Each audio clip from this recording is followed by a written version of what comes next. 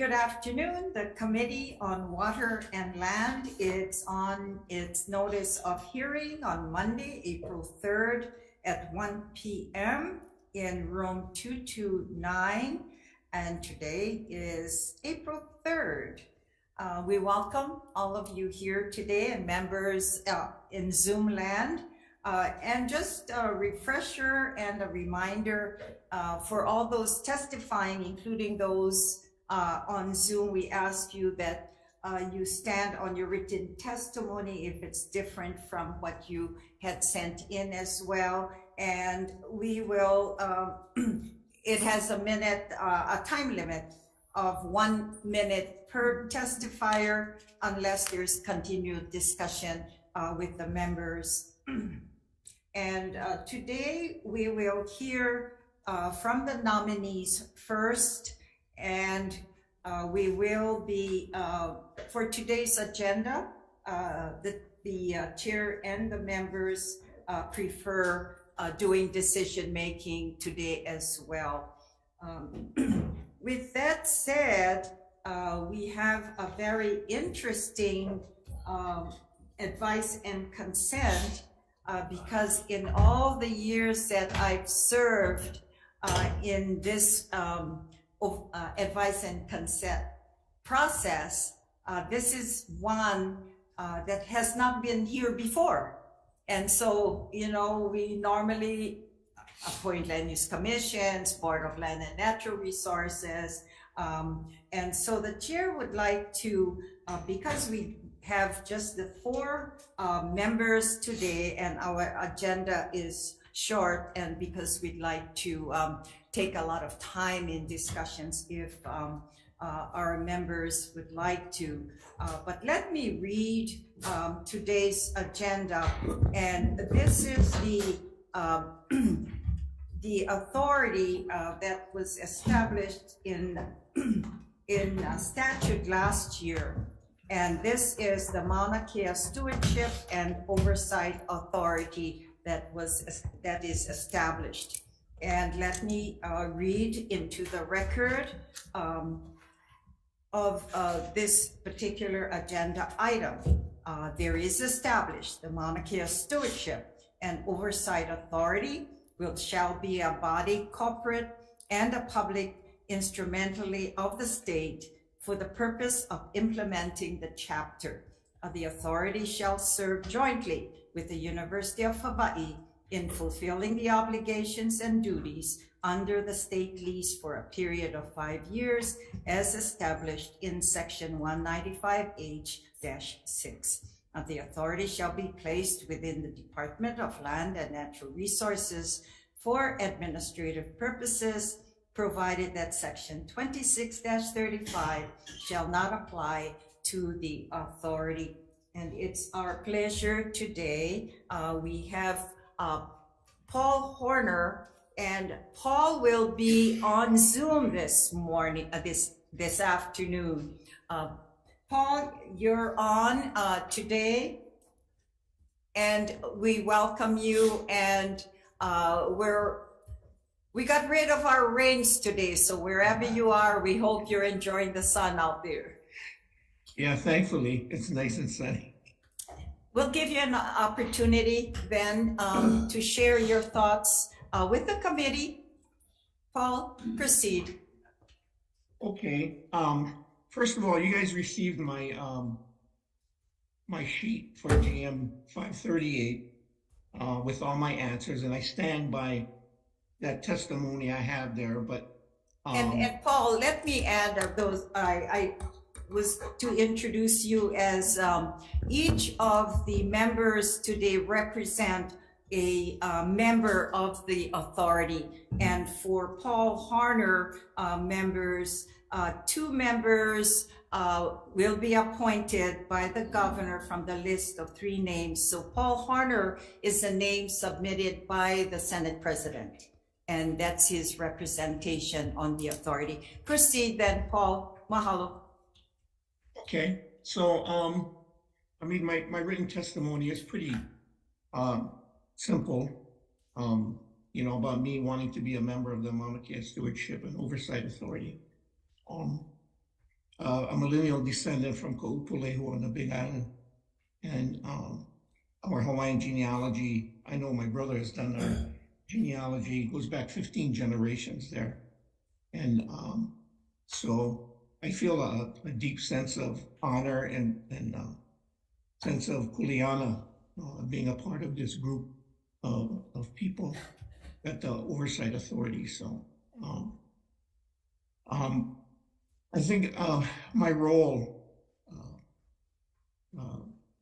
I was looking at that question about roles and responsibilities, but I really kind of, I boiled it down to, I'm a member of a team or a group, and I've lived my life that way. I played a lot of sports since I was a kid: Little League baseball, high school football, basketball, track, college football, and all of that. And I just want to be a member of the team. And I think every time you're a member of a team, you have to respect one another, and be able to come to consensus from time to time, because there'll be disagreements along the way. But I think we need to set aside sometimes our personal feelings and truly make decisions that's going to be in the best interest of our group, for our team, and for in this case, the state of Hawaii, Mauna Kea, the Mauna, and the state of Hawaii. So that's where I'm coming from. That's where my mana'o is coming from. I think I'm qualified to be on the Oversight Authority, knowing that it's a very important responsibility. But I've actually served on, I don't know, I worked in hospitality for 35 years in the state of Hawaii, and I've always understood from my days on the island of Lanai, in a small little community, or a little bubble there, that if we didn't take care of our community, our business wouldn't survive.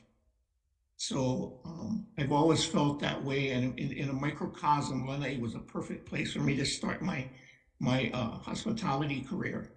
I got very involved in everything in the community. We had drug issues there, you name it. We did weed and seed programs and all of that kind of stuff, but it really helped us, as an organization, as a company. And I feel the same way now. I mean, I've served on the boards for, let me see, Kona Kohala Habitat for Humanity, Ho'ololahui Kauai, the Kauai Community Health Center, Kona Kohala Chamber of Commerce, the Hawaii Island. I was actually on the police commission under Billy Kenoy's regime back in 2008 to 2010 to 2012. But I think that's kuleana too. We have to give back. We have to make sure we have a healthy community. So I think, in concert with, my background in hospitality, hospitality is also something where you give up part of you to serve other people, right? So, I mean, it kind of goes right in sync with everything that I like to do. These are the things I love, is hospitality, caring for people, caring for places. And I was brought up that way. I think my role, aside from all of the nonprofit boards I served and also chaired, my contract negotiation experience, I must have negotiated somewhere in the neighborhood of 5 or 6 union contracts. And I think doing contracts with group business and the hospitality industry gave me a strong background of, if it was never written, it was never said. But I feel that negotiation is really, really important. And that goes back to what I said early on about setting aside personal feelings. It's all for the good of the Mauna and the state. I just believe that we have to find, as far as, my goals, I believe we need to find measurable goals, or set up measurable goals for the board as a whole. My goals won't matter unless we get consensus. So I believe the concept of Laulima, everybody working together, hand in hand, that's the only way we can be successful. Thank you, Paul. Members, as I mentioned earlier, this is the start of the authority, and really their role this past year is organizing, and so it's going to be interesting, and your comments would be, I guess, looking at more or less how we're moving along, because we haven't had any major issues yet, because the authority is setting up the organization as well. And so with that said, any comments you'd like to ask of Mr. Horner? Senator Favela. Questions? Okay. In your questionnaire, you mentioned that you'll be building a consensus of necessary achievement and good works. I'm a true believer of building consensus. What will you be doing on a consensus to ensure a way forward can be achieved? I think, everything I understand, especially I was, luckily for me, I hung around with some terrific Hawaiians through my years in the industry. And I met this guy, Kumukiala Ching from Kona, and we worked together for a while. But he really honed his skills, helped me hone my skills in Ho'oponopono. So I always step back to, where we are, sense of place, right? And Ho'oponopono is all encompassing, right? Seeing all sides, 360 degrees. And I think that's my hope and dream, is that, we can all come to consensus using Ho'oponopono. So the next one is, okay, so what do you do when you cannot build a consensus? How would you have that? Well, we have a board chair in our group, and I guess the decision will be made by the board chair, but I just cannot see where we cannot come to consensus, to be honest with you. But while all of us are on the board, we have an odd number too, and I know at some point we're going to be taking votes, and whether the vote goes my way or somebody else's way, that's the way we have to deal with it. We cannot have everything we want specifically for each individual. It's everything we want for the group. All right, thank you, Chair. That's it. You're welcome. Members, we do have 5 folks, including the Hawaiian Civic Club, that sent communication in support, 1 in opposition.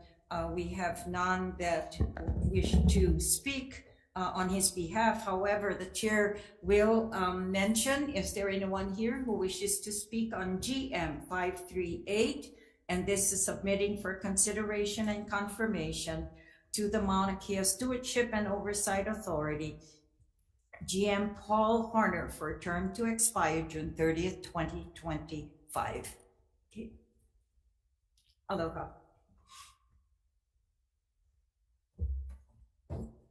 Aloha, Chair, Vice Chair, and committee members. Laura Ka'akua on behalf of DLNR.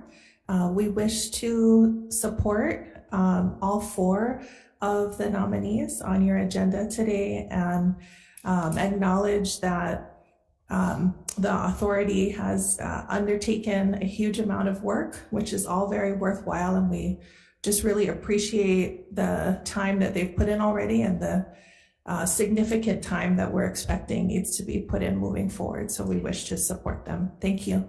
Thank you. Thank you for your presence as well. Okay, we'll continue then. Thanks, Paul. We'll continue on to GM 542, and this is submitting for consideration and confirmation to the Mauna Kea Stewardship and Oversight Authority, GM Richard Matsuda, for term to expire June 30th, 2025. Okay, aloha. Thank you for taking time to be here. Aloha, Chair Inoue, Vice Chair Elefante, Senator Favela, Senator McKelvey.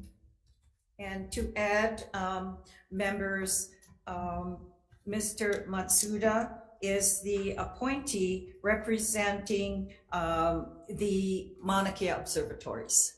Okay. Yeah, so thank you for having me here today, and just a few comments maybe to open and to express why I want to be involved with being the astronomy representative.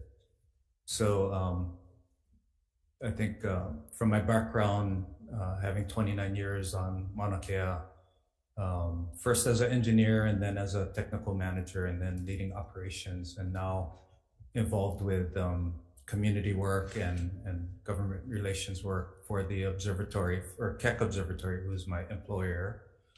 And having gone probably up and down the mountain, probably close to 1,000 times over my career in my work.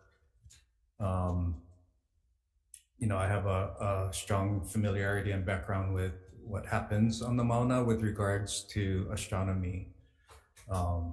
And in addition to that, coming from a multi-generational family in Hawaii, having been born and raised in Hawaii, and our values that root us here in Hawaii, the tensions that have arisen around how Mauna Kea is managed and the decisions that have gone on have really affected me personally and made me really want to be engaged in going forward and trying to figure out how are we going to manage this amazing resource that's so important from so many perspectives, including astronomy, but also environmentally and culturally and so on, educationally and so forth. So I think because of my background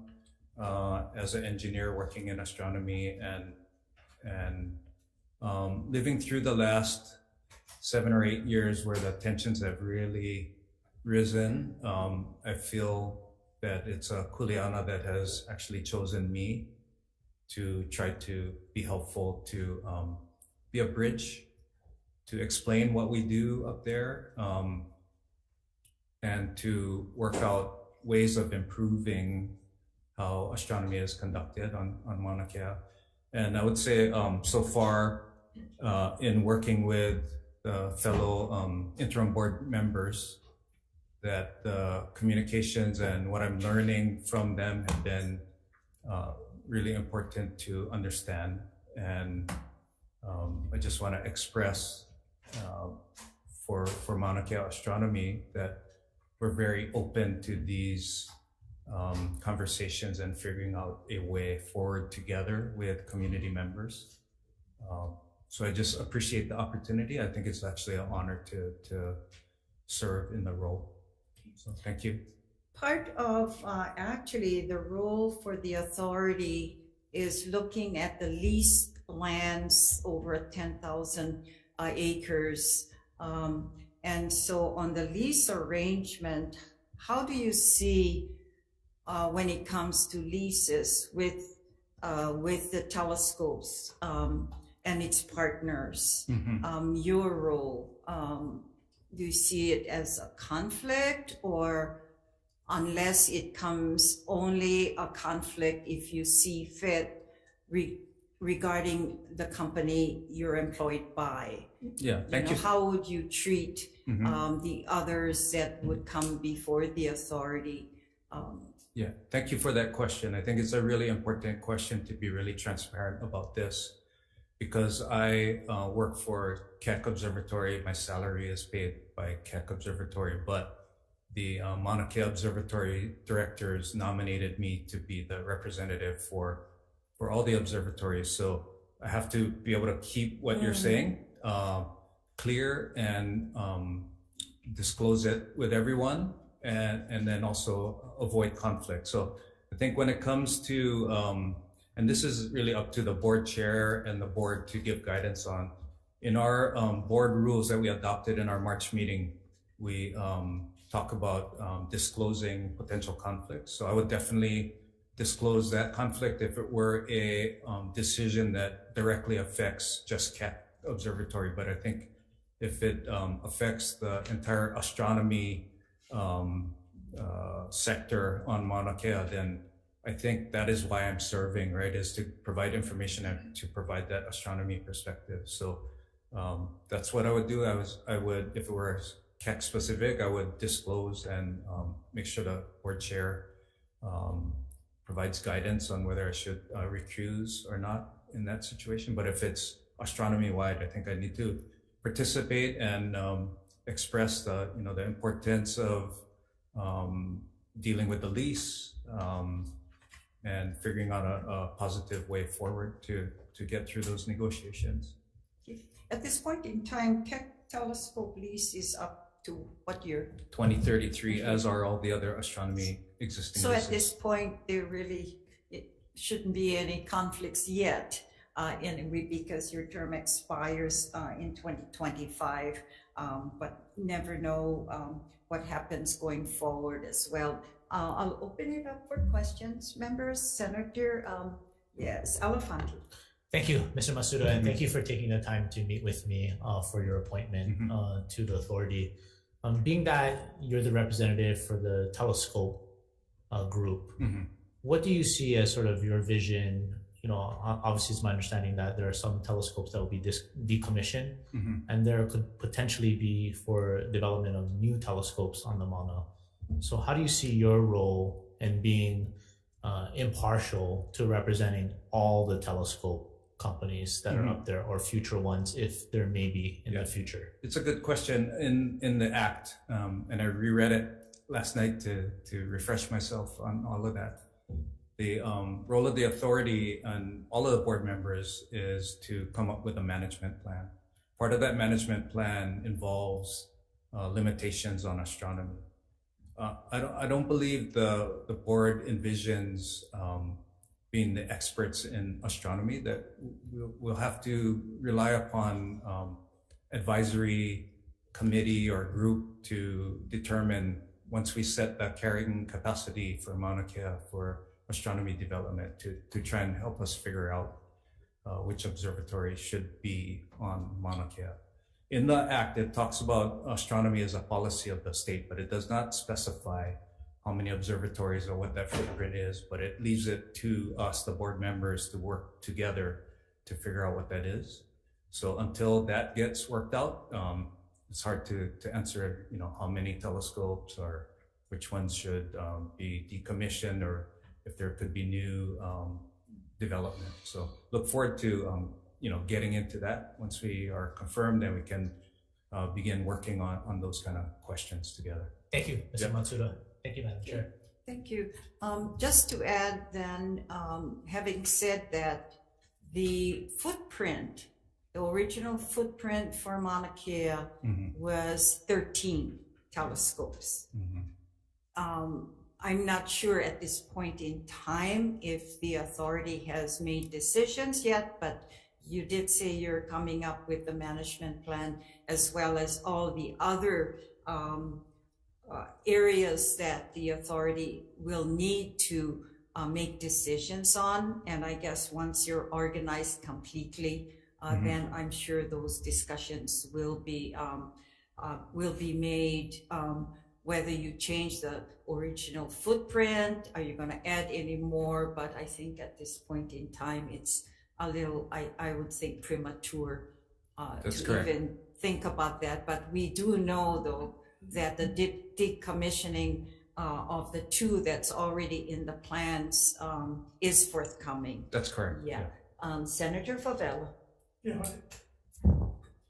So I know you kind of told me a little bit about your connection, but I'm just going to read the question out and you can dissect them the way you want. Tell me about your connection to Hawaii Island and specifically to Mauna Kea. Okay, thank you, Senator. So connection to Mauna Kea is mainly through professionally, right? Through working for 29 years when I was hired to help construct the Keck-2 telescope and from the ground up. And so I spent a lot of time as an engineer on Mauna Kea, going up and down that mountain. And then I would say the relationship with the Mauna deepened beyond professional significantly into the personal realm when I participated in the Mauna Kea working group, the House working group. And we spent 6 months of weekly meetings. And in those weekly meetings, we're fortunate to have kupuna with deep expertise in cultural practice on Mauna Kea. And I would say that my understanding of different perspectives about the Mauna, in particular the Native Hawaiian cultural perspective through Auntie Puakanahele, Auntie Noinoi Wong Wilson, Lana Kila Manguel, and other members of that working group gave me a much bigger perspective of the Mauna than I had before. So the combination of those many years of being physically on the mountain and then having both the astronomy perspective and this Hawaiian cultural perspective of the Mauna has been a super big learning experience for me and deeply meaningful personally too. I kind of asked him, but I still want to ask the question. So what experience do you have working with the cultural community groups who have considered Mauna Kea sacred? Yeah, so I'll just say, starting in 2014, when the TMT groundbreaking ceremony was attempted to be held, and then Kia'i came and said "O'ole," that that really hit me as a person, and so I began then to try to have conversations with community members, not because of my job so much as I just wanted to understand other perspectives. And in 2019, when the road was blocked, I went to the Pu'uhonua to talk to people. In the working group, we had robust discussions that were highly respectful, mutually respectful, but everyone's perspectives came out, and got to know those people and trust those people. I don't know if I'm answering your question, but I am trying to understand these perspectives in an authentic way myself, just through a lot of work. One more. Right now, they're talking about putting gates on the access to the observatory now that never had before, and people that could not make it, like me, I cannot make it up to the top without oxygen. When I had to go, I had to use an oxygen tank. It was the most beautiful experience, spiritually, physically, everything you can think about how beautiful that the Mauna is, and being that. How do you feel? I mean, I'm not telling you to take off your working hat, but just as being with the people that feel that Mauna is very sacred to all of us, how do you feel about that putting a gate and having restrictions to the people that wants to go up there nighttime, daytime, and have been going without any restrictions? Yeah, it's a difficult question that I look forward to discussing with our board members. I think we have to be very careful to protect constitutional rights for people to practice Native Hawaiian cultural practice on the Mauna, so we have to protect that. At the same time, there are many tourists that go to visit the Mauna, and that has impact on the ecosystem up there. And so we have to figure out how to come to a balance. The access question is going to be a complicated and difficult one, but I think those are the key factors that we have to think about, right? Is protecting access for culture practice, figuring out a limitation on visitation so that we don't degrade the ecosystem. We need to figure out how to continue astronomy access, but also regulate that as well. It's going to be a lot of discussion to come to a good answer on that, I think.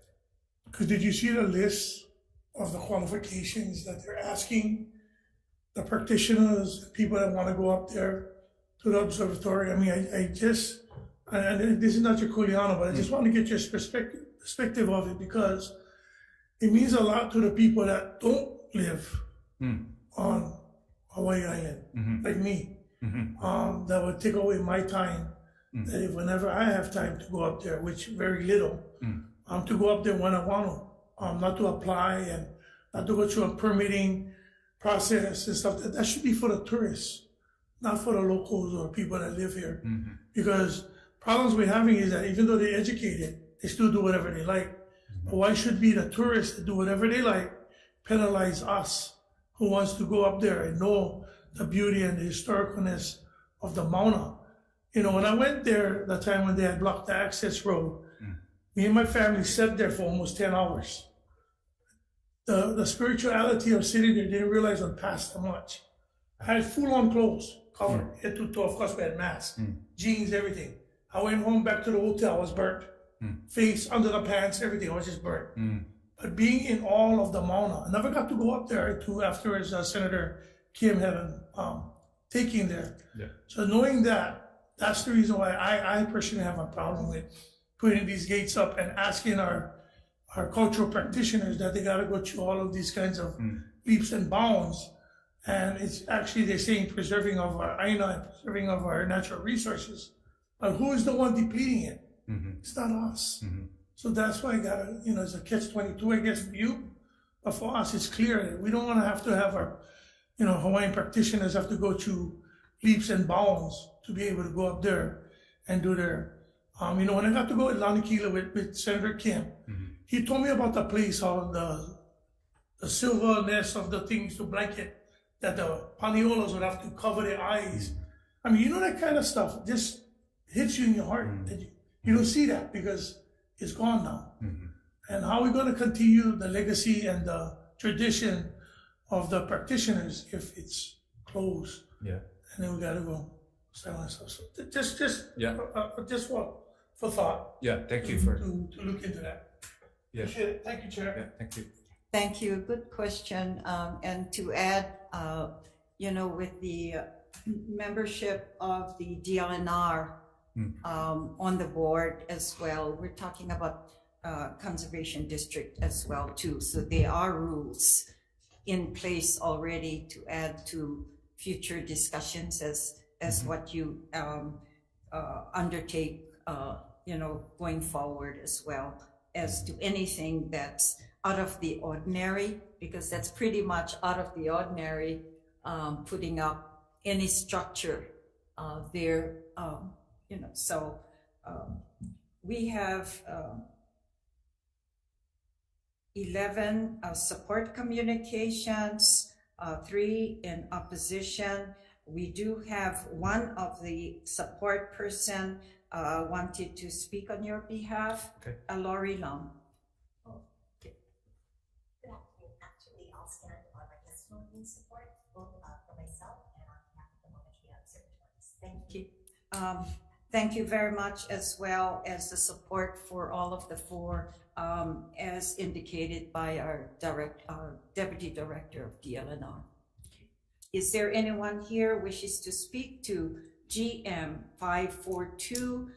The GM is Richard Matsuda. Or anyone on Zoom? I don't believe there's one there as well.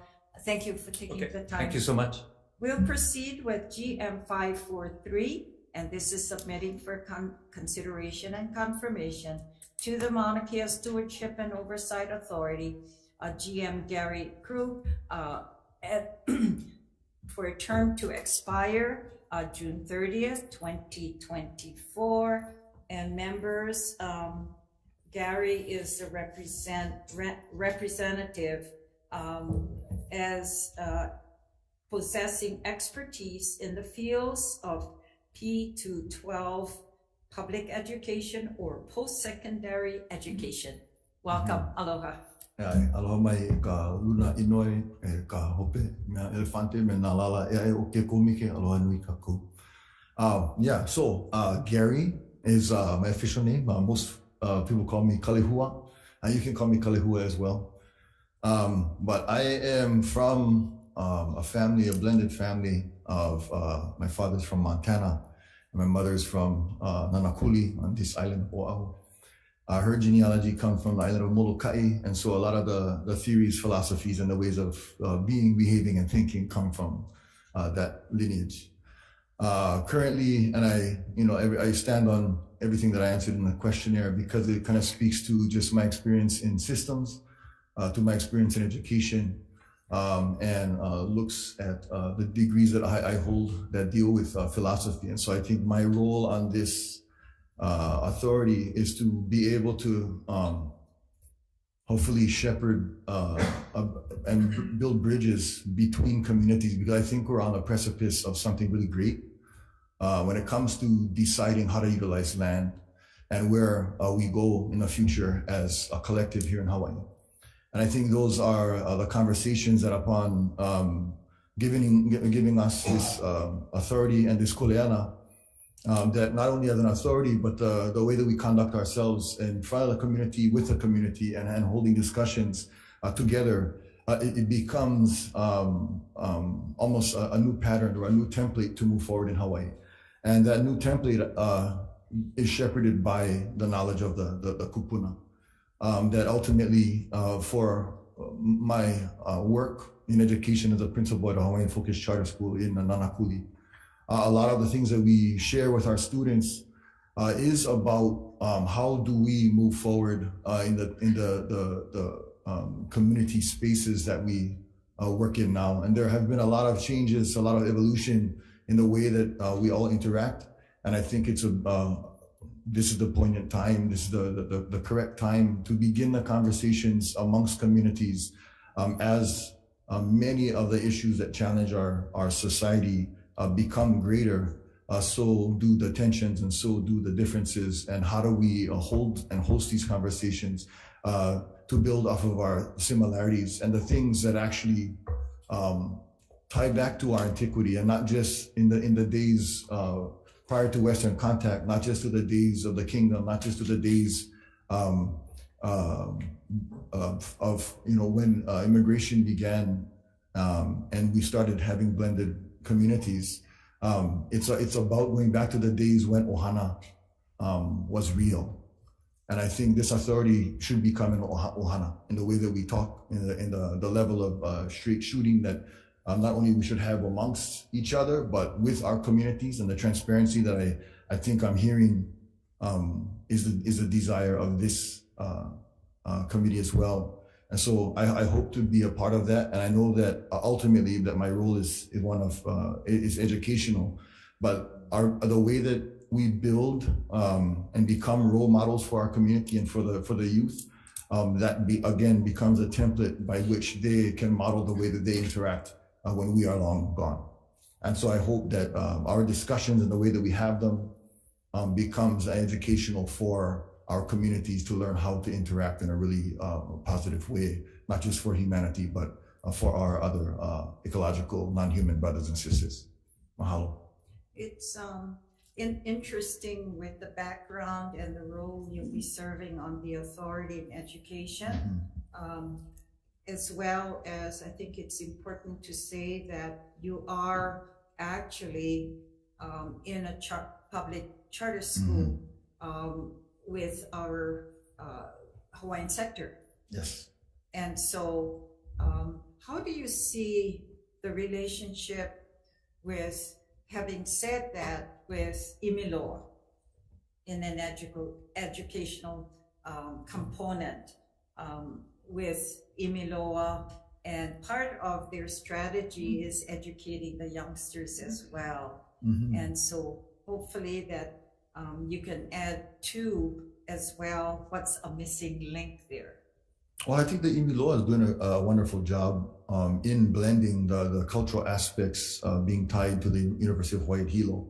And they have a really strong cultural and language program there. So I think they're doing a good job blending that already.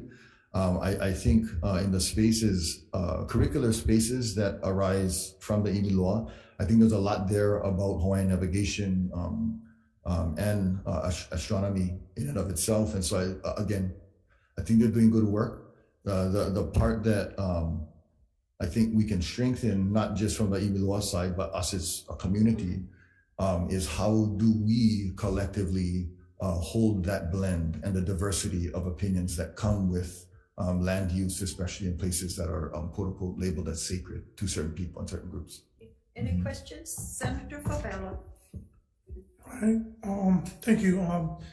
In your questionnaire, you mentioned Mauna Kea is important to the education of Hawaii Kiki. What kind of programs and activity would you like to see at the moment? I think first and foremost, the conversations have to be about dispositions and behaviors. I mean, I think when we talk about programming, and I'm going to back off of that, because whenever you place this label, a label of sanctity or something that's called sacred, it's looking at the perspective. So you're entering into like anthropology, social sciences, at how people studied the land and how people interacted in the land. And so you actually build diversity through understanding those things. So the programming isn't necessarily always about land use, because program to me sounds like you're using the land again. And sometimes when you do, especially when you're looking at the Hawaiian culture, that sacred spaces or the spaces that had the most sanctity were not used.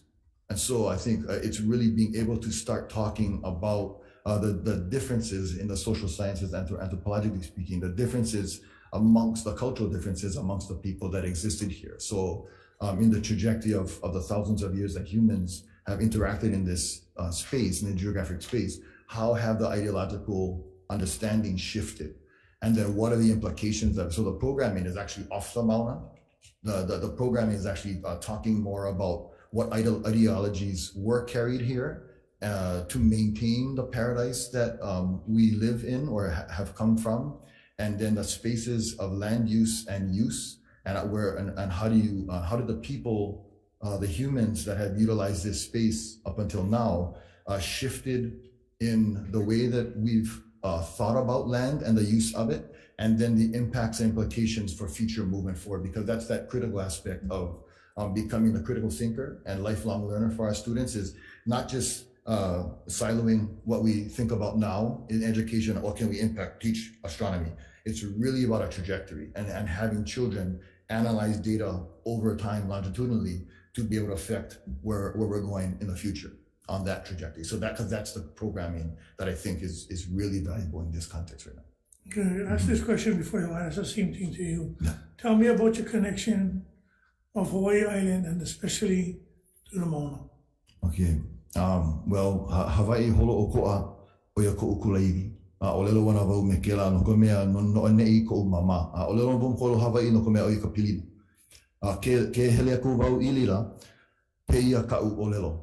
I ka pi'i ana iluna no ko mea pi'i wau iluna o Mauna Kea hele aku wau ahiki I waiau. Ko'u hele ana ilila I ke pu wau kawi iki ai ka pa'akiki o ka hanu. Na ka la'ahia o na kupuna I noho I loko ke la wahi. Maluna o Mauna Kea. Alila ka anehe ana no ko mea riki ke hele me ka awewi lila. Anehe ai ka wai o pai ka wai o na kupuna I mea koe. Ka wai a kani e noho ana ilu. Alila mai mau I noa. O ko'u pilina o ko'u kulaiwi kia. This is my kulaiwi. This is where my mother was born. This is where my mother dwelled, and her family has ties to all the islands and to the peoples that have come from this place. And my its value to me is that it reminds me of who I am. It is who I am, and I get to identify with it. And when I identify with my homeland, that I am stronger and a more empowered person for it. And that's, again, the educational space. That's why culture is so valuable and important, and those understandings that come from our language and our ways to help host and shepherd, again, the beauty of Hawaii. And that's my connection. Well, one more question. What do you anticipate would be the biggest challenging issues? I mean, again, I was going to revert back to it. I think it's about a potential cynicism about the ideological shifts that have taken place here. And so the conversations are always grounded in a worldview. And so when you have a discrepancy in conversation, it's usually targeting just differences of opinion, that the ideas of progress, commodification, best practices for society, I think for myself that would be difficult, because I hold more of, again, that longitudinal view that all humans throughout time allow us to be introspective of the things that we believe in, and then how we shape our behaviors in our contemporary to be able to become those examples of those that will come after us. And so I think the most difficult part is to have people challenge their worldviews. Because in the conversations, if you're really tethered and locked into your worldview, you will argue from that and defend that worldview without actually opening your mind, heart, and spirit critically to build a collective. Because that's where I think Hawaii comes from, and I hope we can get back to a little bit more of that, tethered in aloha. But I believe that the differences in worldview are going to be the most difficult parts. Okay, last one. What would you do in the building of the consensus to ensure a way forward? And can you be achieved? Can it be achieved? Consensus. Yeah. I believe so. And I think it's really about, and we've started meeting, and it's a wonderful group, I believe. And so when you center the conversations on what's best for the collective, because we are representing a collective, when we share our truths, when we share the information that we have, when we can think out of the box, because I believe there are many out of the box thinkers here, and that's what we need right now. And then target moving forward positively together into the future. I really believe that, and I think Paul's kind of alluding to that as well, that consensus, I don't foresee it being difficult, because it seems like minds and hearts are open on the authority right now. And that's what, just on our visit when we went to check out the telescopes up there, and my views was blurry at the time. But when I got to talk to the scientists up there, listen to them, and realize, because I asked a question, I really asked that question, not until now, lately, the university talk about engaging. So I asked him the question. For 50 years, you've been up there about 30. How come there was no exchange for any students, kids, or any kind of exploratorial on the university or even in the schools in the area when it came to science or to mathematics or anything to visit the Mauna?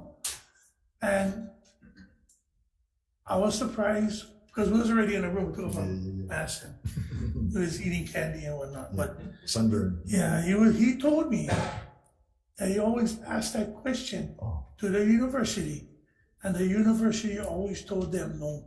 So here we thinking, well, I was thinking, I'm not thinking for anybody else. I was thinking, these freaking scientists, they have nothing to do with the kids. So I asked that question in the big group, and they said no. Many, many times over the years, he asked, why wasn't that engagement into the Mauna, into the group, into the blocking of the Mauna Kea access road? None of that was considered. And later on, you see TMT doing all of these educational videos and all the stuff that they're going to do for the kids. Where was that kind of enthusiasm prior to all the world finding out that our kids could have been astronauts, mathematics, scientists, all of those great things? But we was robbed of that. And that's the reason why I look forward. I am 110% behind this Mauna Kea working group, no matter how we got to work, because I see a great future for our children and for our Mauna. Yeah. Thank you. Thank you, Chairman. You're welcome. Thank you. Any further comments? Chair would like to open it up to anyone here who wishes to speak to GM 543, Gary Krug. Okay. Having said that, mahalo. Mahalo. Okay. Also, you have received 5 communications in support letters, 3 in opposition. Okay. We'll proceed with GM 544. This is submitting for consideration and confirmation to the Mauna Kea Stewardship and Oversight Authority, GM Kamana Mai Kalani Beamer. Okay, and Kamana is representing the individual with AINA, or the Land Resource Management expertise and specific experience with Hawaii Island-based management. Aloha, welcome. Bili na mai ke lohe ka aina ya kako pakahia pau. Aloha nui, Chair Inouye, Vice Chair Elefante, Senator Favela, Senator Chang. It's an honor and privilege to be here. Yes, so mahalo. I also submitted my questions. Mahalo for those, and I'm happy to comment or give any further clarifications to you folks. We're very happy with the expertise chosen. I think it gives us an idea of your expertise. We're happy to see that in your resume as well. And share with us, most importantly, how you feel with the questionnaire that we had given you, specifically, your best 3 qualities that you stand out. So I think I mentioned kuleana, and kuleana is, so for me, I'm 7th generation in Waimea. I raised my kids in Waimea. God's country. Yeah, God's country, yes. My tutu, Winona Kapo'ilahia Dishe Beamer, composed Oli and Mele based off of her knowledge and experience of Mauna Kea. My dad and my uncle sang songs, The Beauty of Mauna Kea. And so when I see Mauna Kea, I see my grandmother, I see my great-grandparents, whose ashes we spread on the pool on her slopes. So kuleana is important to me, commitment to that place. I think my aloha and expertise, I served 2 terms on the State Water Resource Management Commission, dealing with very contentious issues all across Hawaii. So I think that aloha, that building reciprocity and regeneration between aina and people is very critical. As you folks know, water issues are contentious across Hawaii, and I think my record can speak to some of the things that we solved in working across very challenging situations, competing interests, polarized groups, people that never have water for 120 something years. So very difficult.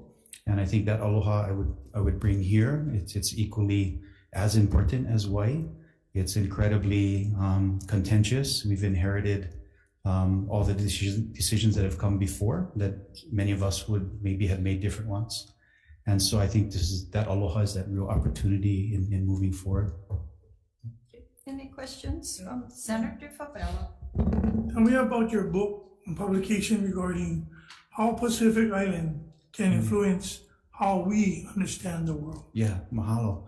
Mahalo, Senator Favela. So that's my new book, came out just last year in November.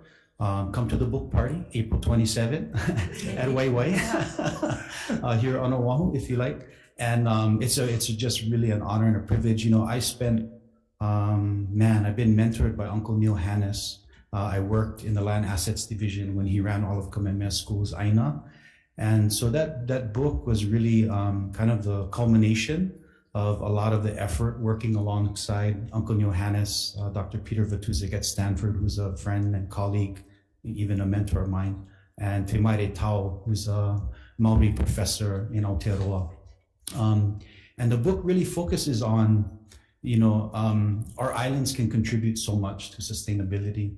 And that many of that is what we heard from, Kalehua and our earlier testifiers about the complexity of our ancestral knowledge system and how it relates to our management of resources. And it's about aina and people in reciprocity. And so those are some of the things that really come out of that book, are sort of advancing solutions for the world in sustainability. We look at several different case studies, Hawaii, Aotearoa, It's a collaborative effort with many great scholars across Hawaii and the world. So there's chapters on other parts of the Pacific as well. But thank you. I didn't expect that question, so love to talk about my work. I appreciate that. No worries. I just get, of course, I asked this a few times. So tell me about your connection. You already kind of did, of Hawaii Island, and especially Mauna Kea. You already talked about your family, but can you just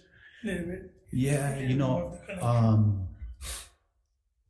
I in Mauna Kea, like many have said, you know, is this real opportunity for us to learn from, to learn from our ancestral knowledge systems, to work in collaboration with community and build a new future for Hawaii. I really think this entity has that potential, and I want to thank the Senate for the courage. You know, in many ways, very contentious, heard the voices of community. Not all of those voices wanted to be heard before, and you folks had the courage to try to organize something new, so we have an opportunity to lead better into the future. And I think that's all of the things that I draw from on Mauna Kea. Like you talked about being up the top and the summits, you know, if we can, like Antipua Case and others say, if we can conduct ourselves with that, you know, kapu aloha, that highest level of integrity, because when you're up there, you feel the awe, you know, you realize how important our islands are and what a privilege it is to be here. And so I think all of these lessons can come from Mauna Kea. And, you know, I think we can also learn from other islands. You talked about access and these things, you know, in Haena, the tourists only drive so far and only locals can park. You know, I mean, there's other ways that we can think about managing and in the future of Mauna Kea. So incredibly connected. I just welcome this opportunity. Thank you.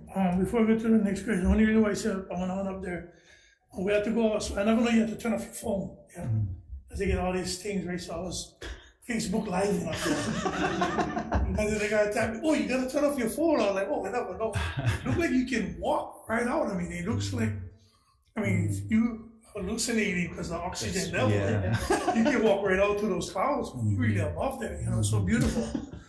So what do you anticipate would be the most challenging issue for you on the boat? You know, I agree with all of the answers that came before. I think what I would add is a little bit of the nuts and bolts. You know, having been on the Water Resource Management Commission for 2 terms and seeing some of the management challenges we had. Great staff, great people, but sometimes things were just siloed, you know, and so you get the groundwater guys think it's separate than the stream water guys, and we did a lot of work in breaking down those silos and getting everybody to think about the whole water system and connectivity. So I think there will be some of that with this authority, and I think that's an opportunity. You know, like you said, is DOFA aligned with what's happening with astronomy? Is that aligned with happening future things with Hawaiian studies and community and trying to break down those silos? And I also think very logistically, we have 0 staff right now. So we have an incredible charge, very important, but we are building this from the ground up. It hasn't happened in Hawaii's future in, you know, maybe almost a generation, but certainly over 20 years, 15 years, since we created something. So we're going to need a lot of help, and we've been working on the administrative rules and the policies to actually build out the staff. But right now, it's just been, you know, our volunteer efforts and some support from Department of Land and Natural Resources and Greg Chun's group. But those are some of the challenges. Yeah. Okay, just the last one. Same thing. What would be, you know, building consensus to ensure a way forward that you can be achieved? Yeah, we have to find a path forward for our community and Mauna Kea. And I echo what everyone has said. I really commend everyone up for nomination. It's an honor to work alongside them. I feel like we're a very good entity and we can work together. So I believe we can build consensus. And, you know, not everyone will agree. One thing I will commit to is I'm always open to talk story with anyone, even if you don't want me confirmed or whatever the issue is. That's a part of what I learned on the Water Commission, bringing people together. Sometimes, you know, you got to have thick skin and sometimes the word's a little bit but you have this longer vision and commitment to the future that's important. So. Yeah, just a last comment.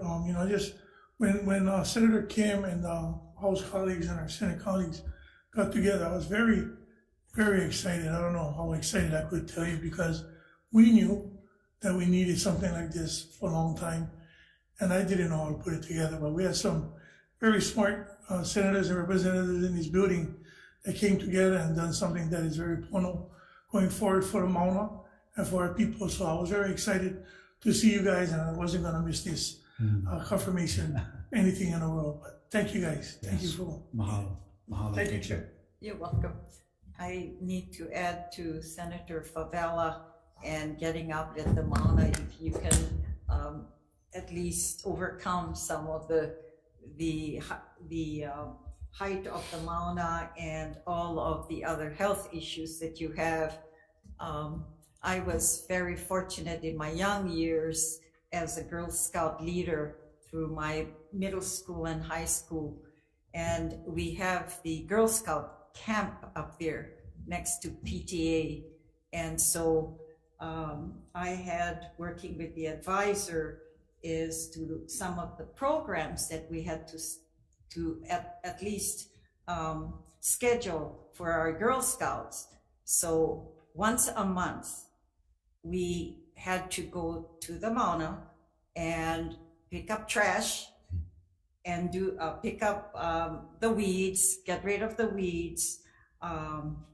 However, we couldn't go up because we weren't managed to be up there, not having someone to take care of us and having no cars, because in those days we were just dropped off and then you do your work and you go back. So no way were we going to go up further. But one interesting thing that I observed was the once a month, the Royal Order of Kamehameha.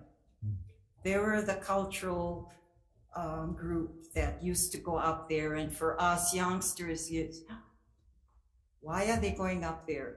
Who are these people? And through education and growing up and learning why they're up there, it was an experience of a lifetime. And so with that said, until today, I've gone up several times, thanks to Richard and the rest of the group, that hopefully, I think there's some interest with some of our members in the committee. We'll be doing that after session as well. And also confirming, looking at the next group of our authority members, which will happen on Wednesday and the rest of the week before session ends. We have 13 communications in support of GM 544, Kamana. We had 5 in opposition. Chair will open up. Is there anyone here who wishes to speak to GM 544? Okay, hearing none. Okay, aloha. Come on up. Yeah, you can come on up.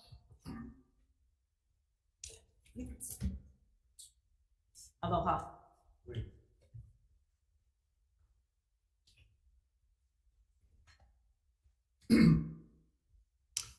Aloha. Aloha. My name is Calvin Ho. I live in Waiahole. And I have the poi factory, but I plant taro. And, you know, I know this guy for a long time. Actually, I taught with his grandmother. So you're speaking in support? In support. Okay. Because been doing a lot of things with him. He's planting taro with us. I was very happy that he was on the Water Commission. My wife was a delegate to the 78 Constitutional Convention, and we made the Water Commission. It was nice to have him on that commission. I spent a lot of time on Mauna Kea, camping out with the other kupuna up there, because it's a special place. And spent about a year camping on the road over there with the rest of the kupuna. I worked with a charter school, public charter school. In fact, me and my family started a public charter school. And the Smithsonian sent 6 of our kids and myself and some staff people to Mauna Kea. We did filming and we interviewed a lot of the people, including the Smithsonian Institute's person in charge of the planetarium up there. And it was amazing to be up there with the kids. You know, we didn't tell them how to think, but we gave them the opportunity to talk to all the people that were up there. We were there for about a week, and to make their own decisions. I think,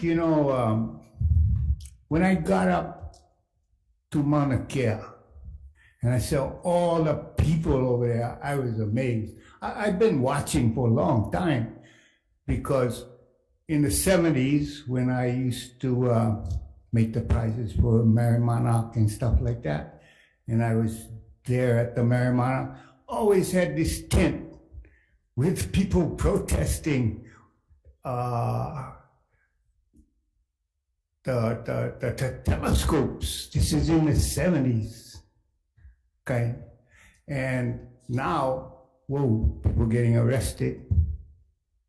I didn't get arrested because I worked for Kamehameha. I was making I had to make 1,800 for the summer program. So when I bowed and I went out, wait, they arrested already. I wanted to get arrested too, but I had to wait and nobody came arrest me. Okay. But, when I got up there and I saw all the people there, that was unreal, So I had a good friend. She writes for on a whole magazine. Anyway, I texted her and I said, "A nation is rising." And she texted me back and she said, "Aloha is rising." And Kamana talked about kapu aloha. And that was the rule. Us guys sleeping over there. The rule was kapu aloha. Aloha ruled. No matter you disagree, agree, this has to be approached with aloha. And that's what I see happening. And this man that I'm supporting, I think, represents that well. Thank you. Mahalo. Mahalo. Yeah. Okay. I don't know if any questions. No, we have time, so we need to make decision, right? You want us to make decision, we will do our job. Okay, mahalo. Thank you for being here, and to all of you. Okay, yeah, ready for the vote? We got our quorum? All right. Okay, for the Committee on Water and Land, we're going into decision-making on today's agenda item, Monday, April 3rd. With the agenda items, we'll proceed with GM 538, and this is submitting the consideration and confirmation of GM Paul Harner for a term to expire June 30th, 2025. Okay, any discussions? Okay, Senator Yeah, Elefante. Chair, thank you. Just a brief comment. I do appreciate Mr. Horner as well as the other nominees for coming and looking at their CVs. They're definitely qualified to serve and seeing they're active. I would just hope that if you have time to meet with the senators, if you haven't done so, would definitely appreciate that between now and your final confirmation hearing. Thank you, Madam Chair. Okay, if no, yes, Senator McAlvin. No, I just want to thank all of you for stepping up to serve. The diversity of opinion. We have some more nominees coming forward. I guess hopefully going forward, what I like to see is a commitment to stick it out to the end of the term. You know, I mean, there's going to be times where perhaps it's like there may be challenges, and this is a long-range project. There's a lot of things that came up in our previous conversation, and with the nominees, there's a lot of issues that are going to be long working that are very intricate and detailed, far beyond the gorilla in the room. But the commitment from all of you moving forward to commit to go the full 10 year, I think, so all the issues, especially long-term planning, can be addressed. But that going forward, given the diversity of opinions that's being recommended for the board, I think there's a good chance that we will finally get to see, as was discussed earlier, aloha. All right. With that said, Chair's recommendation then is to advise and consent GM 538. Okay. Vice Chair for the vote. Chair votes aye. Chair's recommendations to advise and consent on GM 538. Chair votes aye. Vice Chair votes aye. Senator Chang. Aye. Senator McKelvey. Yes. Senator Favela. Aye. Madam Chair, recommendations adopted. Okay, thank you. GM 542. Chair's recommendation is to advise and consent to GM 542. Any discussions? Hearing none. Vice Chair for the vote. Chair votes aye. Of the 5 members present on water and land, any no votes or votes with reservations? Hearing none, Madam Chair, recommendations adopted. Okay, thank you. GM 543. This is submitting in consideration the advice and consent of Gary Krug. Chair's recommendation is to advise and consent. Vice Chair for the vote. Chair goes aye. Okay, of the 5 members present from water and land, any no votes or votes with reservations? Hearing none, Madam Chair, recommendations adopted. Okay. Thank you.